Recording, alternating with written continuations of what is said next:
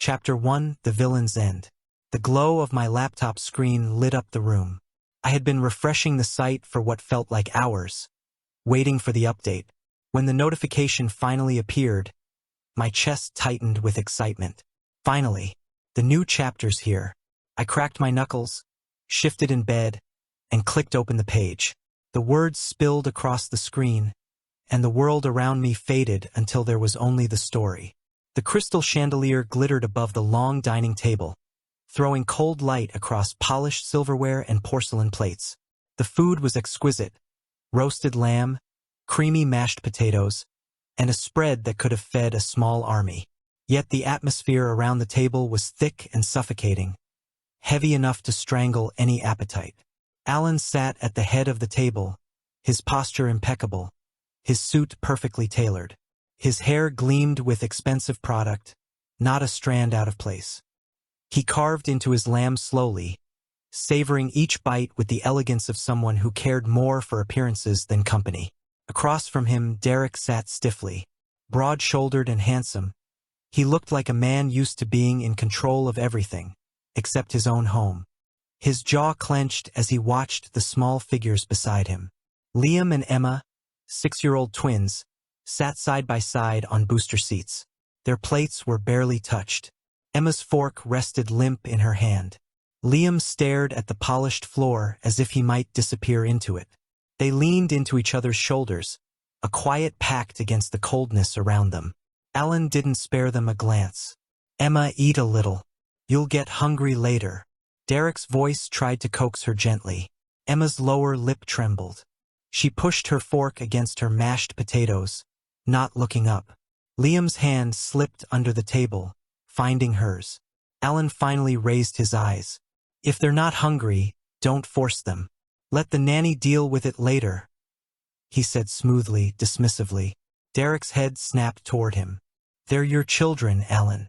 Not stray cats you can ignore until someone else feeds them." Alan gave a light laugh, swirling his wine. "You're overdramatic. They're fine." "They're not fine. They've been invisible to you for years. Do you even know what Emma's favorite color is? Do you know the story Liam begged you to read last night?" Derek's voice cracked like a whip. Alan's lips curved in a smile that was almost cruel. "Do you expect me to clutter my head with children's trivia? That's what we have help for. I manage this family's reputation and finances, Derek. Someone has to keep us above the vultures." Emma flinched, and Liam tightened his grip on her hand. My chest ached as I read, the words digging in deeper with every line. Derek saw it. He saw everything. His chest ached, fury burning at the back of his throat. "You're not managing a family. You're parading around like a king while your children sit here afraid to breathe." "Afraid of you?" Alan's smile faltered, just for a second. Then his eyes hardened, glittering like cut glass. "Careful, Derek. You sound like you're accusing me of something ugly." "I don't have to accuse you. It's plain. You don't love them. You never even tried." Derek leaned forward, voice low but seething. The silence was unbearable. My stomach twisted, and yet I couldn't look away. Alan finally set down his glass with a faint clink. "They'll survive. Children are resilient. Once they're older, they'll understand the sacrifices I've made for them. For this family." Liam whispered, barely audible, "We didn't ask for sacrifices." Emma's small face turned red. She pressed into her brother's side, as if hiding inside his shadow. Derek heard it. Alan did not, or maybe he chose not to. The rest of dinner passed in brittle silence. Alan finished his meal with mechanical grace. The twins barely touched their food. Derek didn't taste a thing. When the plates were cleared, Alan stood, adjusting his cufflinks. "I have a meeting early tomorrow. Make sure the nanny takes them to bed on time." He strode out without a backward glance. The twins' eyes followed him until he disappeared. Emma buried her face in Liam's shoulder. Liam sat stiff and quiet, holding her tightly, like he'd promised to be both brother and parent at once. Derek stayed seated, fists pressed against the table, knuckles white. For a long time he didn't move. The ache in his chest was unbearable. Finally, he stood and walked around to the twins. He crouched beside them, his large frame folding to their level. "Come here." His voice was hoarse. Liam hesitated, but Emma slid into Derek's arms, her small hands clutching his shirt desperately. Liam followed a beat later, burying his face against his father's chest. Derek held them both, one in each arm, and for the first time in weeks, he let his guard break. His throat burned. "I'm sorry," he whispered into their hair. Emma hiccuped quietly. Liam said nothing, but his small fingers dug into Derek's sleeve with a force far too strong for a boy his age. In that fragile embrace, Derek made a silent vow. He would not let this continue. The divorce papers sat waiting in his study drawer. If Alan wouldn't change, if he couldn't, then Derek would end it himself. The kids deserved better. And Derek swore, no matter what it cost him, he would make sure they got it. Chapter 2, The Reader's Wish. I rubbed at my eyes, sore from staring at the glow of the laptop screen. The clock had already dragged past midnight, and the city beyond my window had sunk into silence. But my head was far from quiet. Scrolling through the chapter, I saw them again. Liam and Emma. Fragile, quiet, crushed beneath the fallout of their parents' war. My jaw clenched tight. "That bastard," I hissed, my palm striking the desk with a sharp smack. "That bastard Alan." Every time I saw that name, my stomach knotted. Alan. Not me, but him. The heartless husband. The father who treated his children like shadows. Even worse, the author had given him my exact age. "Of all the names in the world," I groaned, dragging both hands through my tangled black hair. "Why mine? Couldn't they have picked anything else? Now I get to read a story where I share a name with the villain, an abusive dad, no less." I reached for the mug on my desk, but the coffee inside had long gone cold. My own reflection stared back from the surface. Hollow eyes, rough stubble, a face worn down by long hours and too much solitude. Fiction was supposed to be my escape. Lately, it only threw my own image back at me. My eyes fell on Derek in the story, the husband who never gave up, shielding the twins despite everything. And then there was Alan, sneering, distant, dismissing his children like they were nothing. My throat closed tight. I couldn't stand it. "They're just kids. They just want someone to love them," I whispered, my voice breaking. The words blurred as Emma pressed against Liam, too afraid to speak. Reading their fear felt sharper than I'd expected, like something was stabbing through my chest. I slammed the laptop shut. "Damn it!" The sound cracked through my small apartment. I bent forward, pressing my face into my hands. The thought ripped itself out of me, raw and desperate. If I were there, I'd take them away, adopt them, give them the family they never had. The confession hung in the air, thick and accusing. I gave a bitter laugh. And the author just had to name him Alan, like some cosmic joke. Like I'm tied to that bastard's sins. I kicked the desk leg, teeth gritted. The clock ticked on, steady and merciless. My temples ached. My eyelids grew heavy under the weight of exhaustion. Slumping back in my chair, I muttered into the emptiness. If only I could take their pain away. Sleep crashed into me before I even realized it. Chapter 3, Waking as a Stranger. The first thing I heard was the steady beep of a monitor, sharp in the silence of a sterile room. My eyes cracked open to blinding fluorescent light. For a moment, I thought I'd only dreamed it. The dizziness, the collapse, the thought of waking inside another man's skin. But the heaviness in my limbs told me otherwise. I turned my head. A needle sat taped to the back of my hand. Long, elegant fingers twitched against the blanket. Not mine. Still mine. Alan's hands. The irony cut deep. Me, Alan from the real world, now trapped in the body of Alan, the villain. My stomach churned. Finally awake? The voice snapped my attention to the window. Derek stood there, tall frame rigid, arms folded tight. The blinds striped his face with light and shadow, but his suspicion burned clear in his eyes. I flinched. "Derek?" The name slipped out before I could stop it. His brows drew together. "What did you just call me?" My throat locked up. I forced the words through a weak rasp. remembered your name. That's all. The silence between us was sharp enough to cut. Derek didn't move. He just watched me like I was a loaded gun waiting to go off. And then I saw them. Two small shapes pressed close together on the couch. Liam and Emma. So quiet I'd missed them at first. Emma half hid behind her brother's shoulder, while Liam sat stiff, clutching her hand like a lifeline. His dark eyes stayed locked on me, steady, wary. My chest constricted. They were smaller in person than I had imagined. Fragile, terrified, and seeing their fear firsthand was nothing like reading it on a screen. Emma's trembling lip, Liam's too-adult protectiveness. It hit me square in the gut. Of course they looked at me like that. To them, I was the monster. My hand curled in the blanket.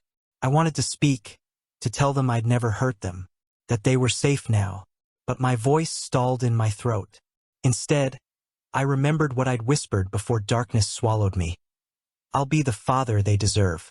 I drew in a breath and tried. Liam, Emma. My voice was softer than I'd expected. Fragile. Both flinched. Emma shrank into her brother's side. Liam tilted his chin, trembling but defiant, daring me to try anything. My heart cracked. Are you okay? You weren't hurt, were you? The room froze solid. The twins stared, wide-eyed. Derek straightened, suspicion sharpening even more. Idiot, I cursed myself. The old Alan would never have asked that. He wouldn't have cared. Of course this seemed strange. Derek's voice cut in sharp as ice. Why the sudden concern, Alan? Did hitting your head actually fix you? I forced a weak smile, leaning on the excuse. I don't know. Everything feels strange, like I've forgotten who I was. Faces, feelings, even myself. Convenient, Derek muttered, his arms crossing tighter. I ignored the jab, turning back toward the twins. Emma's eyes darted nervously between me and her father. Liam held her closer, always guarding. I swallowed hard. I'm sorry if I ever scared you. I don't remember much, but I want to try. No answer. Emma's lashes trembled. Liam pressed his lips shut, refusing to look at me. The sting hurt, but I didn't blame them. Trust couldn't be bought with a few words. It had to be earned. And if it took me this whole new life, then so be it. I'll be different. I swore silently, hiding the vow behind a faint smile. You won't cry alone anymore. You won't be invisible. I'll give you the safety you deserve. Derek's voice cut in again, hard. Rest. Don't expect forgiveness just because you woke up blank. You might fool others, but not me. I met his gaze, steady this time. For once, my eyes carried no cold indifference, only determination. I'm not asking for forgiveness. I'm asking for a chance. His jaw tightened. He didn't answer, but his stare probed me, like he was waiting for the facade to break. On the couch, Emma's head tilted ever so slightly, curiosity slipping through her fear. Liam noticed and pulled her back into the safety of his side. I looked at them, chest aching, and sealed my vow. No matter what Derek thinks, I'll prove it. I'll love you. I'll protect you. Always. I eased back against the pillow, letting a small smile ghost across my lips. My body felt weak, my head still pounding, but my resolve had never been clearer. For the first time since waking here, I wasn't lost. I had a purpose, and it sat right there in front of me, in the form of two trembling children who needed me more than anyone. Chapter 4, Cover Story. I sat propped against the hospital pillows, the sting of antiseptic thick in the air. My head throbbed faintly, but the real weight pressing down was the silence. Derek stood at the foot of the bed, arms crossed, eyes sharp enough to pin me in place. The twins were curled together on the couch, close enough to watch but far too wary to approach. I licked my lips, mind racing. If I suddenly start acting soft, Derek will know something's wrong. He already suspects. I need a reason. My fingers brushed the bandage wrapped around my head. The accident. That was it. Letting my gaze blur, I sagged my shoulders, and in a low voice, I murmured, I don't remember much. The words left me fragile, like glass ready to crack. Derek stiffened. What did you just say? I met his stare, forcing hesitation into my tone. My head feels blank, like pieces of me are gone. I can't remember who I was. I let my frown deepen. But if the way you're looking at me means anything, I don't think I was a good man. The room chilled instantly. Derek's expression darkened, storm brewing behind his eyes. Amnesia. How convenient, he muttered, voice sharp and skeptical. My chest tightened, but I held steady. Convenient? No. Terrifying. Waking up and not knowing yourself, not knowing what you've done. His patience snapped. Spare me the act. You expect me to believe that the man who mocked his children yesterday wakes up today and suddenly cares? That isn't amnesia. That's manipulation. Derek stepped closer, towering over me. My throat tightened under his suspicion, but I kept my tone calm. I don't blame you for doubting me, but look at them. I let my gaze fall toward the twins, then back to Derek. Do you really think I'd waste energy on an act just to fool you? For what? They don't need games. They need love. The words seemed to strike the air itself. The twins jerked slightly. Emma's tiny hand clutched at Liam's sleeve. His lashes lowered, shadowing his eyes. Derek saw Emma's flicker of hope and hardened instantly. Love? Don't use that word. You don't know the meaning of it. His voice carried bitterness like a blade. I didn't flinch. Then I'll learn. Maybe losing my memory was the best thing to happen to me, because now I can start over. He stared at me, unblinking, the tension between us thick. And then Emma's voice broke the silence.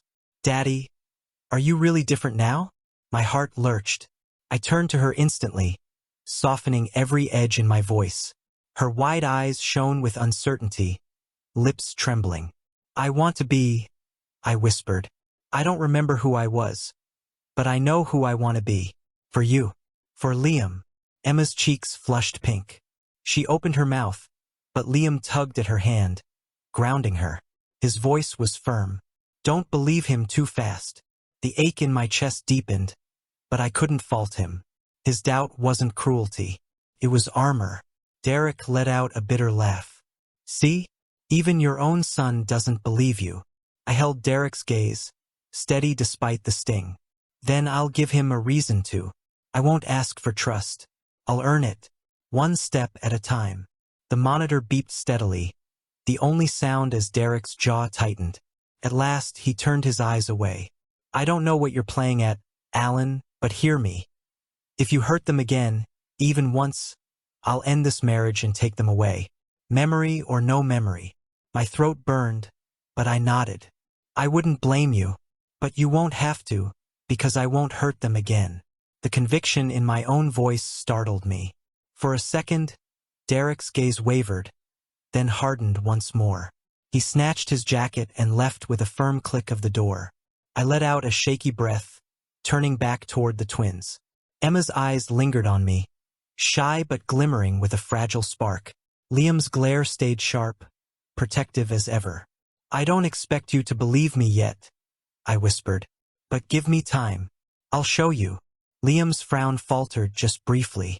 Emma tilted her head, lips parting as if she wanted to speak, but she tucked her face against her brother's shoulder instead. Lying back, my heart pounded. I had planted the lie of amnesia, and Derek hadn't bought it. Not yet, but Emma's hesitant hope was enough. This is my second chance, I thought, clenching my fist under the blanket. And I won't waste it. Chapter 5: First Steps Toward Trust. The mansion's kitchen felt sterile when I entered, its marble counters polished to a shine.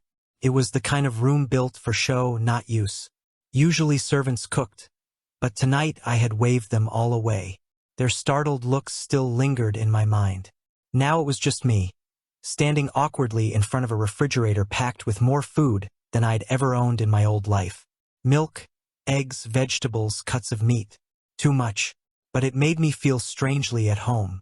My tiny apartment kitchen had been my refuge once. I wasn't a chef, but I knew simple, warm meals. All right, I thought, pulling out eggs. If words can't win them, maybe this will. Food is love, right? The crack of shells, the hiss of butter on the pan. Soon the air filled with the smell of scrambled eggs. I toasted bread, sliced fruit into neat pieces, plating everything with care. Not extravagant, but real, made with my own hands. Balancing the tray, I climbed the stairs and stopped outside the twins' room. Light seeped through the crack under the door. I knocked softly. No answer. Liam? Emma? It's me. Can I come in? My voice was careful. A pause. Then a small, guarded reply. What do you want? Liam. My chest clenched. I pushed the door open gently. The two of them sat on Emma's bed, pajamas rumpled, a book between them. Emma's wide eyes flicked toward me. Liam's grip on her hand didn't ease. I set the tray on the bedside table. I thought you might be hungry. The hospital food wasn't much, and dinner didn't go well. So, I made you something. They blinked at me. Emma sniffed the air. Eggs? She asked quietly. I nodded. Scrambled eggs, toast, fruit. Nothing fancy, but edible. I promise I didn't burn it. She looked at Liam. He narrowed his eyes. Why? You never cook for us. I swallowed. Maybe I should have. I don't remember the old me, Liam, but the new me wants to. No tricks. Just food. Try it if you want. If not, that's okay too. I nudged the tray closer. Silence stretched. Emma's fingers tugged at her brother's sleeve. It smells good, she whispered. Liam's frown deepened, but his eyes lingered on the plate. His stomach betrayed him with a low growl, his ears flushing pink. I pretended not to notice, settling on the floor against the wall. I'll just sit here. No pressure. Time ticked by. Then Emma reached out, took a piece of toast, and nibbled. Her eyes lit up. It's good, she said, a smile tugging at her lips. Liam sighed, clearly torn, then stabbed a fork into the eggs. His expression stayed neutral, but he kept eating. Relief flooded me. I leaned my head back, letting out a quiet laugh. Thank goodness. I thought I'd lost my cooking skills along with my memory. Emma giggled, the sound bright. Liam's lips twitched despite himself. Later, after washing up, I tucked them into bed. The room smelled of soap and warmth. I smoothed Emma's blanket gently, her eyes gazing up at me. Daddy? She whispered. My throat tightened. Yes, sweetheart. Her lips parted, then pressed together again before she asked, Are you really going to be different now? I crouched, meeting her eye level. Placing a hand over hers, I said softly, I don't know who I was before, but I know who I want to be. The kind of father who makes you smile every day. I'll try, Emma. I promise. Her eyes glistened, and she gave a small nod before burrowing under her blanket. I turned to Liam. He lay stiff under his covers, eyes sharp and watchful. You don't have to believe me yet, I told him, but I'll prove it. I'll earn it. He didn't answer, but his gaze flickered, not quite doubt, not quite belief. I brushed a hand lightly over his blanket before standing. Good night, Liam. Good night, Emma. Good night, Emma whispered. I stepped out, leaving the door cracked. Leaning against the hallway wall, I let out a breath, heart pounding. Not a victory yet, but a beginning. Behind me, I caught the faintest whispers. He's different, Emma murmured. We'll see, Liam muttered back. I walked down the stairs, the faint smell of eggs still lingering. For the first time since waking in this cursed body, I smiled without holding back. Small steps, but steps all the same. I'll be the father they deserve, no matter how long it takes. Chapter 6, The Public Facade Cracks. The Harrington estate glimmered under the chandeliers that night, the grand hall echoing with laughter, clinking glasses, and the practiced hum of polite conversation. Another family gathering, a birthday dinner for Derek's uncle. Though everyone knew it was more about appearances than affection. I adjusted the collar of my suit jacket, standing at the entrance with Derek at my side. My smile was easy, relaxed, even playful, but my insides buzzed with nerves. Tonight wasn't just another performance. Tonight was about showing the world, and more importantly, showing my children, that I was no longer the man they remembered. Alan, you remember how to behave at these dinners, don't you? Derek's low voice cut into my thoughts. I smirked faintly. Eat. Nod. Don't start a scandal? Think I'll survive. Suspicion flickered across his sharp eyes, but I only widened my grin, as if the tension between us was an old joke. Then I felt a tug at my sleeve. Looking down, I found Emma, delicate in a pale blue dress, gazing up at me with wide eyes. Liam hovered just behind her, stiff in his tiny suit, his chin lifted defensively. I crouched without hesitation, ignoring the curious stares from nearby relatives. "You two look incredible," I said warmly. "Emma, you're a little princess. And Liam?" I reached forward, straightening his crooked tie. "You're sharper than your old man ever was." Emma giggled into her hands. Liam's face flushed, and he muttered, "It's just a tie." I winked so ridiculously that his lips twitched despite himself. Gasps rippled through the relatives. Murmurs followed, hushed but sharp. Alan Harrington, who had once scorned his children openly, now kneeling in the middle of the hall just to fuss over them? Unthinkable. "Alan, since when do you fuss over the kids?" A cousin sneered nearby. Instead of biting back, I scooped Emma into my arms, settling her on my hip. I grinned easily at the cousin. Since I stopped being blind. Look at them. How could I not? Emma squealed in delight, wrapping her arms around my shoulder. Liam's ears turned crimson, but there was a spark in his eyes that hadn't been there before. I didn't care about the whispers. Let them choke on their disbelief. At dinner, I ignored the prestigious seat beside Derek, slipping instead between the twins. Gasps rose again, but I didn't flinch. I cut Emma's meat into tiny bites and slid the plate toward her. "Here you go, sweetheart." Her cheeks flushed pink. "Thank you, Daddy," she whispered. Liam stared at his plate stubbornly until I nudged the gravy boat toward him. "Want me to pour? Or do you want to be master of your own plate tonight?" His surprise flickered across his face before he straightened, muttering, "I'll do it." "Good man," I said proudly, ruffling his hair. He ducked away, but not before the corner of his mouth betrayed him with the tiniest smile. The relatives' whispers grew louder, scandal mixing with disbelief. But I kept my focus only on the twins, leaning in to listen when Emma rambled about her stuffed bear, and nodding seriously when Liam explained how he wanted a treehouse one day. Their voices were the only ones I cared to hear. From across the table, Derek's gaze bore into me. I could feel his suspicion, his resistance, but I also caught his hesitation. The way his eyes softened when he saw Emma glow from being heard, or when Liam sat just a little straighter because I hadn't brushed him aside. When dessert came, I shamelessly stole a spoonful of Emma's pudding. "Yours is sweeter than mine," I said, smacking my lips. "Maybe the kitchen loves you best." Emma's giggles nearly toppled her from the chair, while Liam hid his laughter in a napkin.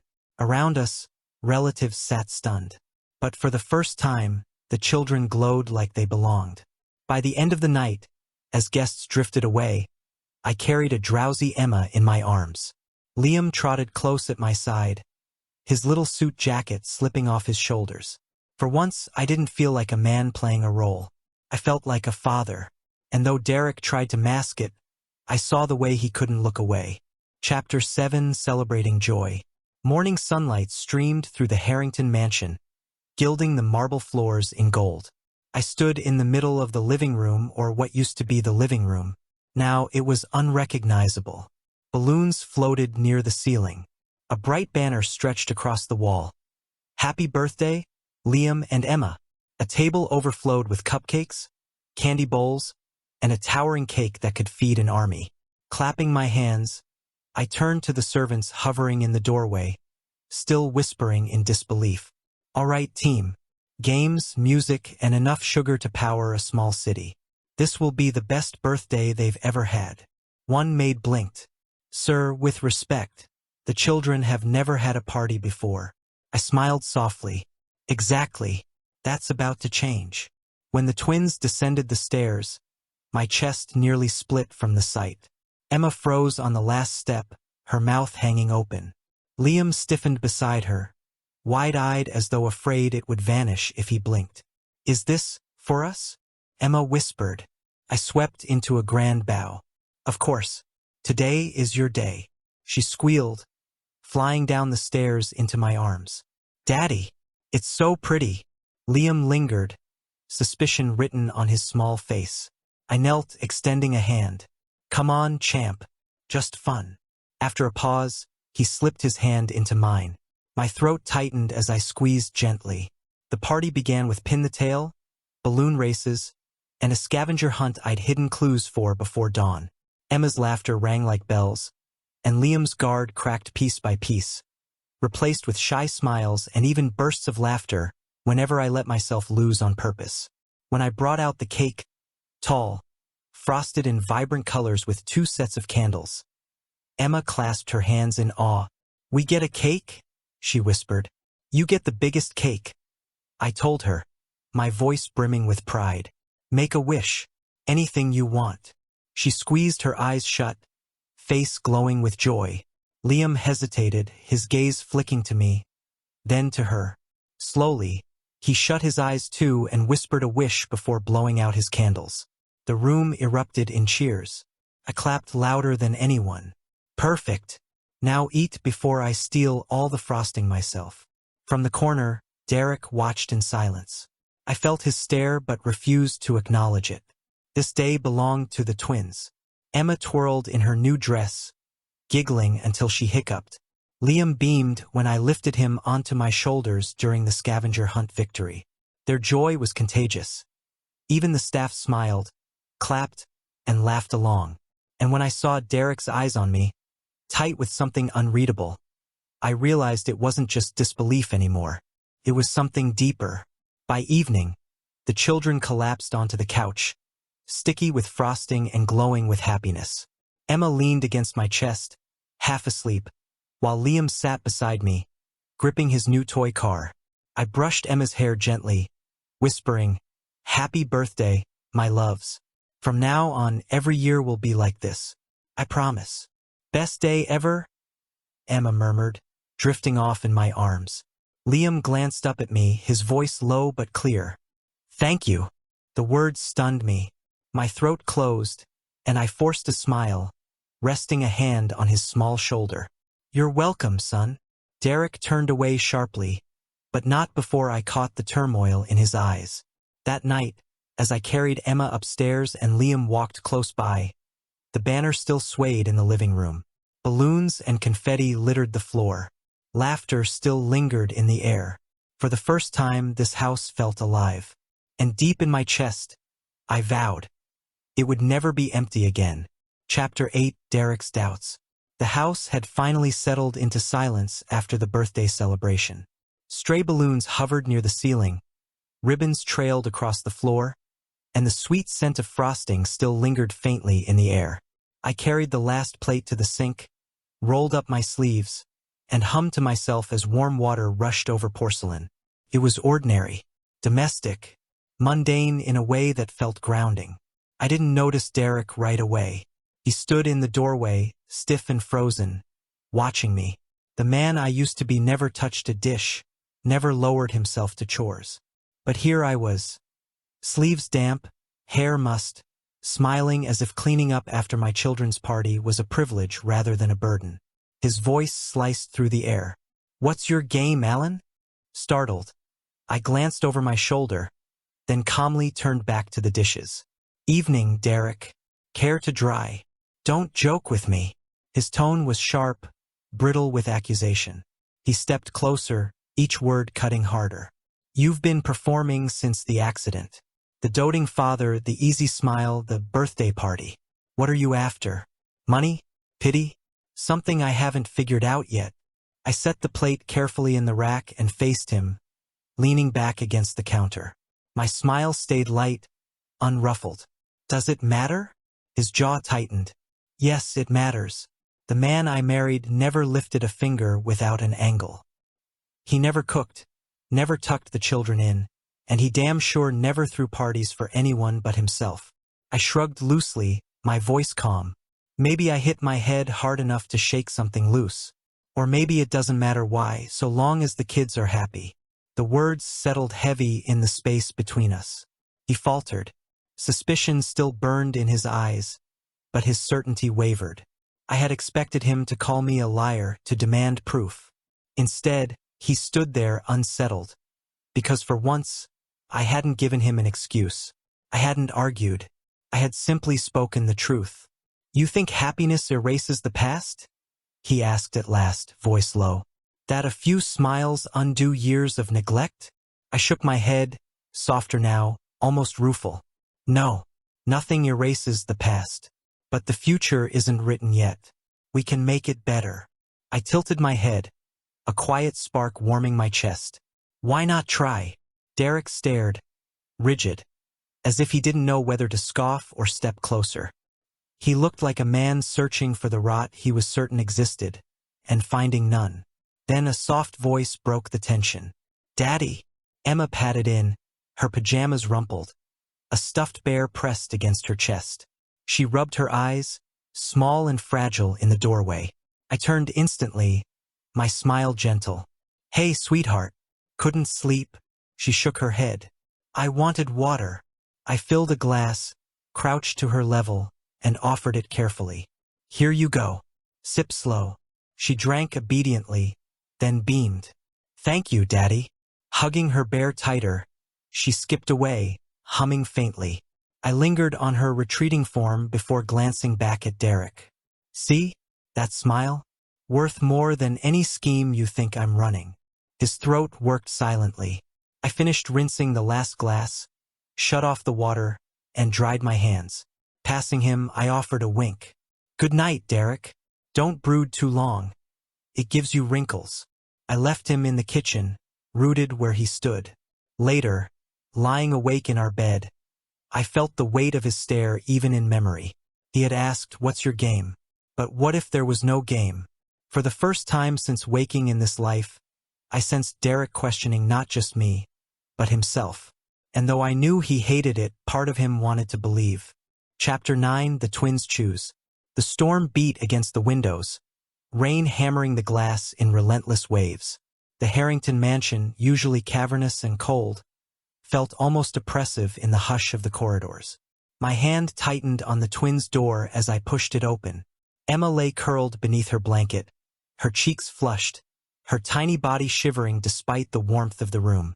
Liam sat at her side, clutching her hand, eyes wide and anxious. My heart twisted. "Emma?" I dropped to my knees beside the bed, pressing a hand to her forehead. The heat made me wince. "She started burning after dinner," Liam blurted, voice sharp with fear. "I wanted to call someone, but you were busy talking with Dad." Guilt hit me like a blade. I should have noticed. I should have been paying attention. "You did good, Liam," I murmured, smoothing Emma's damp hair. "I'm here now." Her lashes fluttered, her weak voice barely audible. "Daddy." My throat constricted. I forced a smile, stroking her cheek. "I'm here, Princess.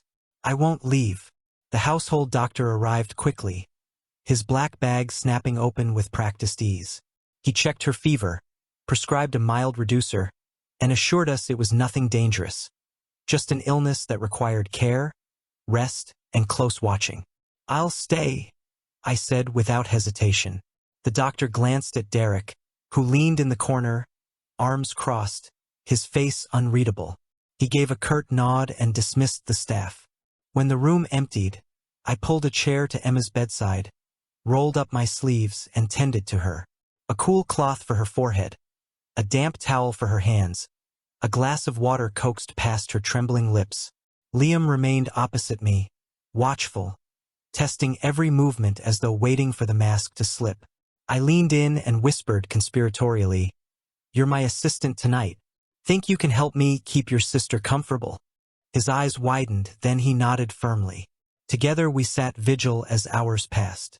The storm softened outside, but inside, Emma's fever gripped her. She whimpered, clutched at my hand, and each time I soothed her with quiet words, humming softly until her breathing eased. Liam fought to stay awake, his head nodding forward, until I tucked a blanket around him. "Rest, champ. I'll take care of her. You won't leave." His voice was tight, trembling. I met his gaze squarely. Not for a second. Something shifted in his eyes then. Suspicion faltered, replaced by raw, fragile hope. He lay down still holding Emma's hand, and sleep finally took him.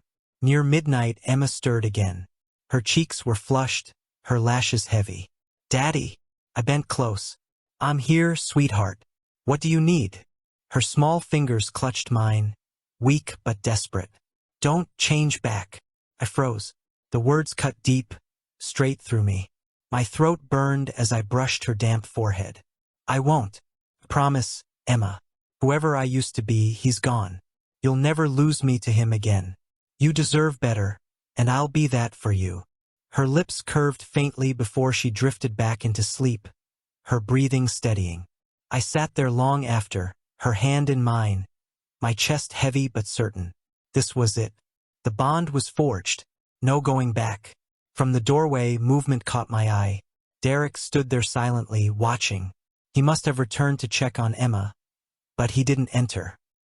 He simply watched me bent over the bed, whispering promises to our daughter, holding her hand as though nothing else mattered.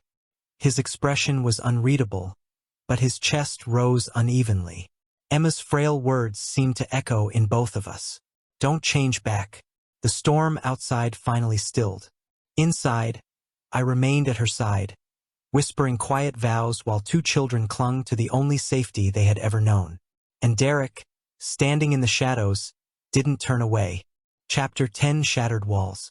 The morning after Emma's fever broke, sunlight spilled into the nursery, warm and bright. Curtains shifted gently with the breeze, carrying in the scent of fresh rain. I sat cross-legged on the carpet, a picture book spread across my lap. Emma, wrapped snug in a blanket, leaned against my chest while Liam rested at my other side, both of them following the colorful illustrations. I gave each animal a ridiculous voice, snorting like a pig, roaring like a lion, meowing so high I nearly cracked my throat. Emma's weak giggles warmed the air, pale cheeks still glowing with recovery. Liam, usually so guarded, let out a sharp snort before quickly trying to smother it. It was then I noticed Derek standing in the doorway. The sound of laughter filled the room, our children's laughter. I could see in his frozen stance how foreign it felt to him, how jarring. He had been used to silence in this house, to stiff dinners and air too heavy to breathe. But now, warmth stretched into the corners, seeping into walls that had never known it. He looked pained, caught in memories that didn't belong here. I watched his gaze darken, and for a moment I wondered what he was seeing, until his eyes flicked to me, to the way I wiped Emma's forehead gently, to how my hand ruffled Liam's hair without thought. I smiled up at him. "Morning, Derek. Want to join us? We're learning that lions are actually terrible singers." I gave another exaggerated roar that set Emma off into helpless giggles. For a second, I thought he would close the door and run. His instinct screamed retreat, I could see it. But then, stiff and unwilling, he stepped inside. Emma's eyes widened. "Daddy's here." He froze, but I patted the carpet beside me. "Come on, there's room." After a moment's hesitation, he lowered himself down, as if it went against everything he knew. I kept the story flowing, letting the twins point out animals. Emma nestled closer, her blanket brushing against Derek's sleeve. He stiffened at the contact. Even so, he didn't pull away. When I passed him the book with a grin, he arched a brow. "You expect me to?" "Of course," I said easily. "Your turn to roar." Emma giggled expectantly. Liam watched, curious, hopeful. Derek gave the page a glance and tried, voice gruff, awkward. "Arr, louder," I teased. He tried again, louder this time. The children dissolved into laughter. Emma's giggle rang like bells, and Liam's lips twitched, betraying the smile he tried to hide. And then Derek laughed. Not long, not loud, but real. My grin softened. Not mocking, just approving. "See? A natural." The story ended with Emma leaning into Derek's side, her small hand curling into his sleeve. He froze again, staring at those delicate fingers, but she trusted him without hesitation. I caught his eyes and said gently, "Feels different, doesn't it?" He looked sharply at me, but I only smiled, smoothing Emma's hair. "This is what it's supposed to be. Safe, warm, a family." The words lingered. He didn't argue, though I could feel him wanting to. Emma's warmth pressed against him. Liam's quiet closeness surrounded him. And I wasn't letting him run this time. Later that evening, after the twins were in bed, Derek stayed in the living room, lost in thought. I passed through once, humming to myself, and saw the way his hand clenched against the couch arm, the tension in his jaw. He hated his own weakness. I knew it. He hated how much he longed to return to that room, to the sound of laughter. But whether he admitted it or not, the walls he had built were crumbling. And that terrified him. Chapter 11: A Carefree Glow. The Harrington mansion had always been steeped in silence. Heavy, suffocating silence, as though even the walls were afraid to breathe. But lately it was different. Laughter chased down the corridors, bright and unrestrained. The kind that lifted the weight off the air and made the house feel alive. I was the cause of it. Hold still, Liam. I crouched in the playroom with a paper crown in hand. Emma already wore hers proudly, glitter stickers plastered across her cheeks like war paint.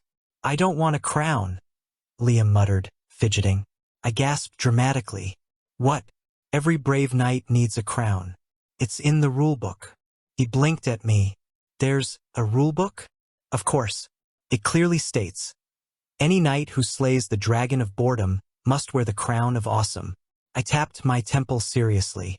Emma clapped, sparkling with excitement. Liam, you have to. You beat the dragon when you finished your puzzle. Caught between her shining eyes and my grin, Liam sighed and nodded reluctantly.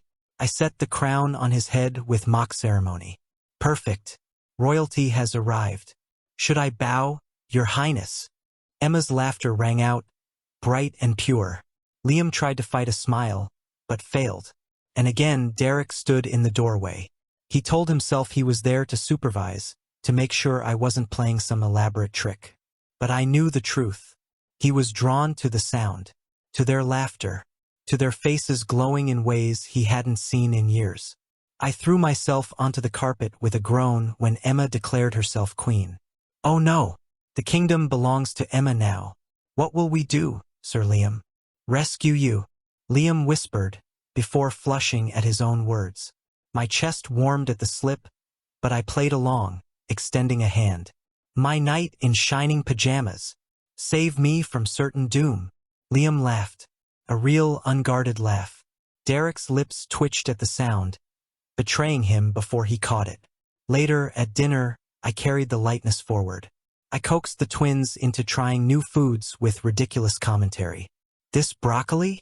Actually tiny trees. Eat them and you'll be strong enough to wrestle dinosaurs. Emma wrinkled her nose, but took a bite. Liam raised a brow, then followed. I flexed dramatically. See? Instant muscles. Emma giggled. Liam rolled his eyes but muttered, You're ridiculous. From the head of the table, Derek sat reserved as always. But I caught the subtle twitch of his lips when Emma laughed. His plate seemed less empty, his posture less rigid. I winked at him. He looked away, but not fast enough to hide that shift. That night, passing by the twins' room, Derek froze when my voice drifted out, singing softly, imperfect but warm. Emma's sleepy giggles floated back. Liam's quiet chuckle followed. The house, once smothered in silence, now pulsed with warmth. Later, slipping into our bedroom, humming still under my breath, I caught Derek's stare. He spoke before he seemed to think. You're different. I tilted my head, smile playing at my lips. Is that a complaint? His throat tightened. No. My grin widened. Good. Then you'd better get used to it. I'm not going anywhere. And this time he didn't argue. Because maybe, deep down, he didn't want me to change back either. Chapter 12: Mixed Signals. The mansion didn't feel like a mansion anymore. Not in the way it used to. The sharp edges had dulled. Laughter ricocheted down the halls. Cookies turned afternoons into sugar-scented chaos. Even Derek, of all people, seemed softer. I told myself it was for the kids. Had to be. But then I'd catch Derek watching me, and it wasn't the kind of look you give when you're worried about bedtime routines. It wasn't the Derek I remembered. Hell, I didn't really remember him at all. But I knew enough. Ruthless. Cold. Guarded like Fort Knox. And yet, this Derek hung back in doorways like he wanted to belong. Like he was drawn in. And sometimes, yeah, I noticed too. Like the night after dessert when he reached over and brushed a crumb off my jaw. His fingers lingered. Warm. Firm. My pulse tripped over itself before I forced a grin. That's what napkins are for, you know? You don't need to play housemaid. Then I ruffled Emma's hair and bolted, pretending I wasn't rattled. But Derek kept breaking his own patterns. Offering rides to school. Sitting through breakfast instead of vanishing to work.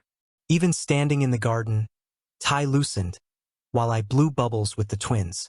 And every time I felt his stare, like he was trying to memorize me, my smile, my everything. It made my skin itch, because the truth was I noticed, and I hated that I noticed. One morning, our hands brushed on the console while I was shifting gears. His pinky grazed mine. I jerked away so fast it looked like I'd touched fire. Heart hammering. Not from want. From panic. By the third time he tried something like that, I knew I had to shut it down. Late night, I wandered into the kitchen humming, hungry for a snack. Derek was there, leaning against the counter like he'd been waiting. "You're different from before," he said quietly. I didn't look up, rummaging through the cupboard. "So I've heard. I like it." That made me stop. I turned, met his gaze. Steady. Intense. Almost too much. I smiled, kept my voice light but firm. "Look, Derek. I'm glad you're noticing. Really. But let's be clear, my focus is the kids. Not whatever this is." I waved between us. "You're still my husband." I laughed, but it came out rougher than I meant. "Am I? I lost my memories, remember? That Alan might have married you, but I don't even know who he was or why. And me?" I arched a brow, teasing to cover the weight in my chest. "I'm not even into guys."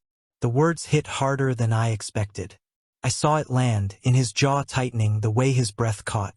"You say that," Derek murmured, low, almost pained. "Yet everything about you pulls me closer." For a second, my grin slipped. The way he said it, too raw, too dangerous. I grabbed the nearest cookie, shoved it in my mouth, and forced a laugh around it. "Then you'll just have to resist, big guy. Because I'm not signing up for a romance subplot. I've already got a full-time gig, story time, snack duty, crown making, dragon slaying." I winked, sidestepped him, and left him standing there with his fists tight on the counter. But walking away, my chest still ached. And I hated it. Because I knew Derek was reaching for something in me I didn't have an answer for. Not yet. Maybe not ever. Chapter 13. Cracks in the Lie. The house was too quiet. For once, both twins were upstairs, knocked out cold after tearing through the halls all day. I'd stretched across the couch with a book, soaking in the stillness. Too still. The sharp click of heels broke it. "Alan," a voice purred. I lowered the book and arched a brow. Woman in the doorway. Elegant, polished, lipstick drawn on like a blade. Vanessa. Didn't need my memories to know her type. I gave her my friendliest clueless grin. "Hi. Sorry, but who exactly are you?" Memories still a little scrambled. Her smile was all sugar and venom. "Oh, I heard. That's why I came. To remind you of a few things." I shut the book and leaned back, curious. This should be good. What I didn't know. Derek had already come home. He was out of sight, just beyond the foyer, listening. Vanessa strutted in, heels stabbing the floor. "Let's not waste time. Derek doesn't belong with you. He never did. Everyone knows your marriage was a mistake. Once it's undone, I'll be the one at his side." I tilted my head. Even without remembering, I get the sense things between us weren't exactly roses before. "So, your point?" Her eyes narrowed. "My point is simple. Derek and I have an understanding. I was there when you weren't. You can't satisfy him. Eventually, he'll come to me." I laughed. Actually laughed. "That's your pitch? You came here to brag you're waiting for leftovers." She flinched, then snapped her spine straight. "Don't mock me. You've seen the way he looks at me. Maybe I forgot, but I doubt I'd miss something that pathetic." I laced my hands behind my head, lounging like I had all the time in the world. Tell you what, if Derek wants you, then he can have you. Be my guest. She froze. What? My grin sharpened. Yeah, take him. Parade him down Main Street if that's what you're after. But listen closely, Emma and Liam stay with me. They're not pawns in your little fantasy. The words came out harder than I planned, and my chest clenched just saying them. The idea of losing those kids burned hotter than anything else. I didn't realize Derek was feeling the same in the doorway, chest tight, until he moved. Vanessa sputtered. You're just going to let him go? I stretched lazily, but my voice didn't waver. Let's be real, Vanessa. I'm not chasing romance. I've got 2 dragons upstairs who think broccoli is poison. If Derek wants his joy with you, good luck. But Emma and Liam? They're mine. That's non-negotiable. Conviction rang through every word. That's when Derek stormed in. His fury hit the room like a cold front, sharp and cutting. Derek, Vanessa started. Enough. His tone sliced the air. He stepped between us, towering. You don't belong here. Don't ever speak to Alan again. But I said enough. Pathetic. Her bravado cracked. She spun and fled, heels clattering against marble until silence swallowed her. I leaned back on the couch, smirking. That was dramatic. You shoved her out like an old coat you didn't want anymore. But Derek wasn't smiling. His jaw was tight, chest rising too fast. His voice was rough when he said, You meant it. I tilted my head. Which part? That I don't care if you want her? Or that the kids are mine? Both, he said, voice unsteady. My grin softened, gentler now. Then yeah, I meant it. Emma and Liam, they're my everything. I'd fight the world before I let them suffer again. He just stared, like I'd cracked something wide open inside him. I turned back to my book, pretending it was no big deal, even though my own chest felt heavy. None of it had been a lie. Every word had been the truth. And Derek knew it. Later that night, when the twins were tucked in, I passed Derek's office. He was standing alone in the dark, staring out the window. I didn't disturb him, didn't need to, because I already understood. Derek wasn't just fighting for the kids anymore. He was fighting for something in me, something I wasn't sure I could give. Chapter 14, Chasing Wife. I knew something was off the second I saw it. Came downstairs humming, ready for coffee, and bam! The dining table looked like a florist had exploded on it. A mountain of roses. Emma gasped. Pretty. Liam leaned in, serious as a judge, reading the card. It says, for Alan. From Derek. I blinked. Then I looked at Derek. He was sitting there in his crisp suit. Sipping coffee like this was completely normal and not a scene out of a soap opera. Roses? I asked. He cleared his throat, eyes glued to his cup. They're flowers. People like them. I nearly laughed. Sure. But last I checked, I'm not people. I plucked one, tucked it behind Emma's ear. She appreciates it more than I do. Emma twirled in her chair, giggling. Derek frowned, but didn't say a word. And that was just the beginning. The next morning, I headed for the car, only to find Derek already waiting behind the wheel. I froze. Aren't you supposed to be in a meeting? I canceled it, he said flatly.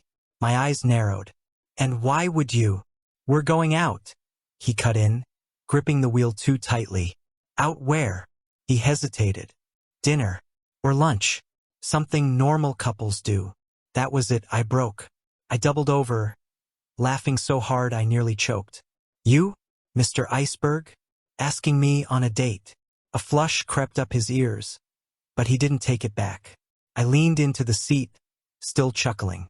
Oh, I have got to see this. And wow, did I see it. Derek had booked the fanciest restaurant in the city. Waiters in tuxedos, chandeliers that probably had their own bodyguards. I flipped open the menu, stared. Half this is in French. And I failed French in high school. Order whatever you want, Derek said, stiff as ever. I shut the menu with a grin. Fine. Chicken nuggets. The waiter nearly keeled over. Derek looked like he wanted the floor to swallow him. I laughed so loud the whole room stared. For once, he didn't care. But Derek didn't stop there. A box of chocolates turned up on my pillow. I shared them with the twins, who left sticky fingerprints all over the sheets. A silk scarf arrived in a gift box. I tied it around Liam's toy sword, announcing it as the royal banner of Sir Liam the Brave. Every attempt turned into something silly, folded right back into the kids and our makeshift family. And still, he kept trying. One evening, I caught him red-handed in the kitchen. The actual kitchen. Derek Harrington, flour on his shirt, holding a frying pan like it was a weapon. The faint smell of burnt something clung to the air. I leaned against the doorway, grinning. Well, the mighty Derek Harrington, slayer of boardrooms, brought down by scrambled eggs. His scowl could have curdled milk. I was trying to make pancakes. I laughed so hard my stomach hurt. For me? Oh, you're unbelievable. Flustered but stubborn, he shoved a plate toward me. Misshapen pancakes. Eat them. I took a bite, chewed, then smirked. Congratulations. You've invented a new type of cardboard. His face darkened, but before he could sulk, I reached out and ruffled his hair. Nobody ruffled Derek Harrington's hair. Don't pout. Effort counts. The silence that followed was heavy. He froze like I'd short-circuited him. I pulled my hand back before I could think too much about it. That night, lying in bed, I stared at the ceiling. It wasn't just the flowers, or the ridiculous date, or the pancakes that could double as coasters. It was the way Derek's walls were cracking, piece by awkward piece. Each gesture clumsy, but real. I let out a quiet laugh. This cold CEO's really chasing me, huh? But the smile faded as I thought of Emma and Liam, of the fragile little world we were holding together. I wasn't ready to admit anything. Still, I couldn't deny it anymore. Derek Harrington was chasing me. And for the first time, I wasn't sure if I wanted to keep running. Chapter 15, Choosing Love. The mansion was quiet, silvered by moonlight. Upstairs, the twins had finally passed out after ringing. Just one more story out of me. I'd given in, of course, silly voices, over-the-top dragon roars, until their giggles dissolved into soft snores. I eased their door shut, only to nearly jump when a figure shifted in the hallway. Derek, leaning against the wall, hands shoved deep in his pockets, half swallowed by shadows. I arched a brow. Lurking in the dark? That's a little creepy, don't you think? Usually that would have earned me an eye roll or a cold retort. Instead, his voice came out quiet. Stripped. Can we talk? That tone. It knocked the sarcasm right out of me. Sure. We ended up in the study, firelight stretching long shadows across the shelves. I dropped into a chair like I owned the place. Derek stayed standing, stiff as if sitting might break him. I tilted my head. All right, out with it. Flowers, pancakes, 5-star dinners. Don't tell me you signed up for some crash course on how to be a loving husband. His mouth twitched, but no smile came. He drew a slow breath, fists tightening. It's not just the kids. My grin faltered. What? Everything I've been doing, the chasing, the ridiculous gestures. It's not just for them. His gaze locked on mine, steady as a blade. It's for you. The words hit like a gut punch. My heart tripped. Derek, I want you, not just as their father, not just as the man who saved them. I want you. His voice didn't waver. I tried to laugh, but it caught in my throat. You can't be serious. You hated me not too long ago. I hated who you were, he said. His tone was sharp, then softened. Cold, cruel. I was ready to end it. But you, he exhaled, almost shaky. You're different. You sing off-key just to make them laugh. You make this place feel alive. That's who I've fallen for. My chest ached. I hadn't come here for this. I come here for Emma and Liam. Protect them, keep them safe. Nothing more. And yet, images betrayed me. Derek in the kitchen, flour on his shirt. Derek stumbling through a bedtime story until Emma wheezed with laughter.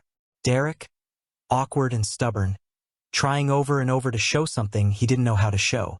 I raked a hand through my hair. My voice came out low. I wasn't supposed to feel this. I thought if I kept it light, if I laughed it off, I could dodge it.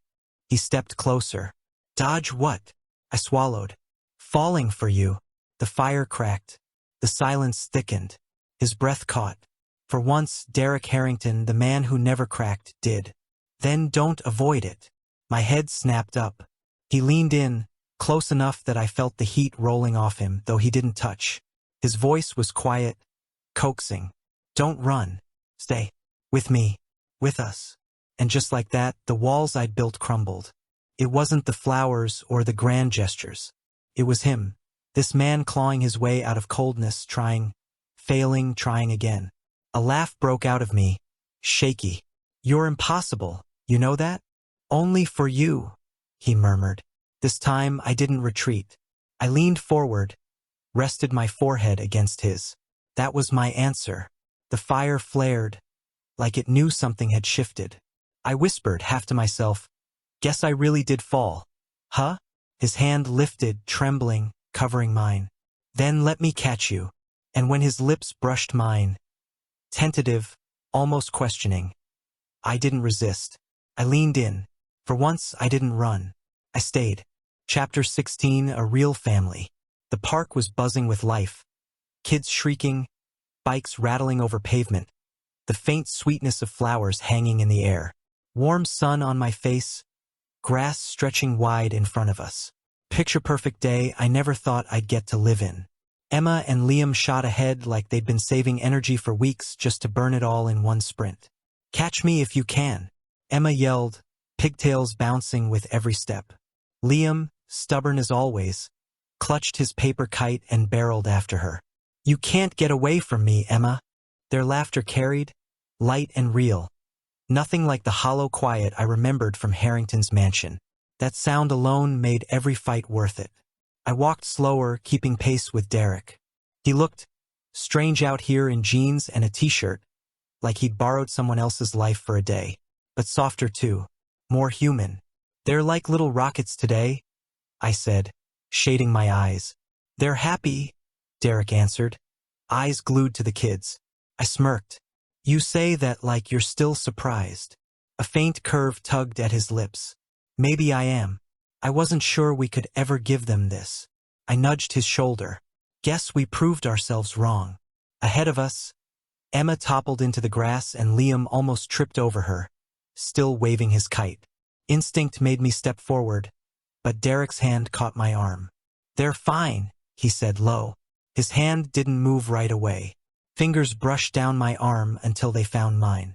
I raised a brow. Smooth move. His ears went red, but his grip held. I'm not letting go. The raw honesty in his voice stopped me short. I chuckled and squeezed back. Well, at least you're learning. Emma's voice cut across the field. Daddy, Papa, look, the kite's flying. My chest tightened. That word, Daddy. Every time she said it, it dug deeper, carved out space I didn't even know I had. I cupped my hands. Amazing, sweetheart. Don't let it fall. Papa, help me run faster. Liam shouted. I watched Derek's face soften, every sharp edge gone. He started forward, but I tugged his hand. Hey, I said quietly, they've got both of us. They're never going to run alone again. Something flickered in his eyes. Gratitude, maybe awe. He nodded. Then we both took off, jogging to catch up to our little rockets. The day blurred into tag, kites, ice cream, sticky fingers and chocolate mustaches. Derek let Emma ride his shoulders, puffing out his chest like her royal steed, while I clapped like Liam's clumsy cartwheels belonged in the Olympics. No schemes, no ghosts, just us, family. By the time the sky bled pink and gold, the twins collapsed against the picnic blanket, giggling through yawns. I tucked the blanket around Liam, brushed Emma's hair back from her face. Derek lowered himself next to me, close enough our knees pressed together. We sat in silence, watching their eyes drift shut. The world stretched wide overhead, but right there, under the stars just starting to spark, everything that mattered fit on that blanket. I'd wanted to save them, but what I found was more. Not just two kids who needed a home, but Derek and me. And this, a real family,